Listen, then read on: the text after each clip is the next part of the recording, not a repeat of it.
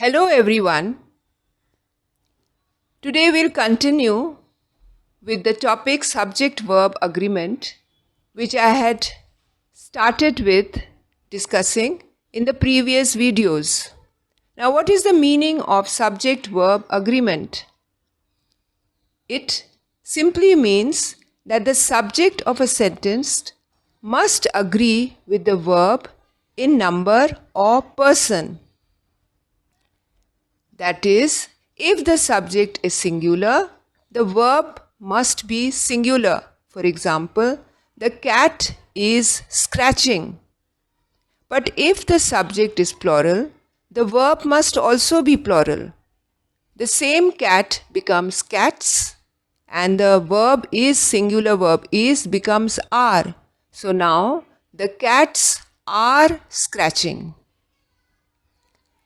Now let's see where we make some mistakes while speaking or writing. To begin with, let's start with the pronouns. Pronouns are words used instead of a noun. So the pronouns as well as nouns can be the subject. Now, he, she, it takes the verb is, was, does, has. With I we use am, was, do, have. With we, they, you we use are, were, do, have. Then let's see where we use singular verb. Generally, we use singular verb with words starting with someone, no one, nobody, anybody, everybody. For example, someone is knocking at the door. Again, we generally associate the verb with the noun near it.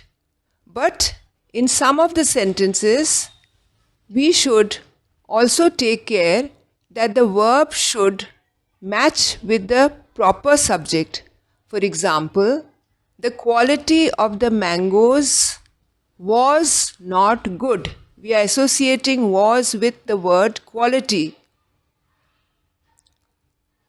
Then, mostly when we use two nouns and join them with and, then we use plural verb. For example, gold and silver are precious metals. But when they convey the same idea, then we use singular verb. For example, time and tide waits for no one. With words like either, neither, nor, or, each, every, we use singular verb. For example, neither the cat nor the dog is here. But if one of the nouns is plural, then we must place the plural verb along with the plural noun. For example, neither the chairman nor the directors are present today.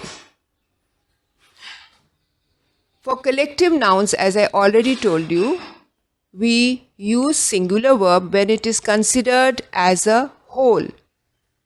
But when it is considered as individuals, then we generally use plural verb. Also, when we use in a sentence the preposition with, as well as the word, phrase, as well as, then also we use singular verb. For example, the house with its contents was insured. So like this, we can continue speaking or writing with confidence with the correct usage of subject-verb agreement and practice more. Let's practice more with more reading, with more writing, with more speaking. Thank you.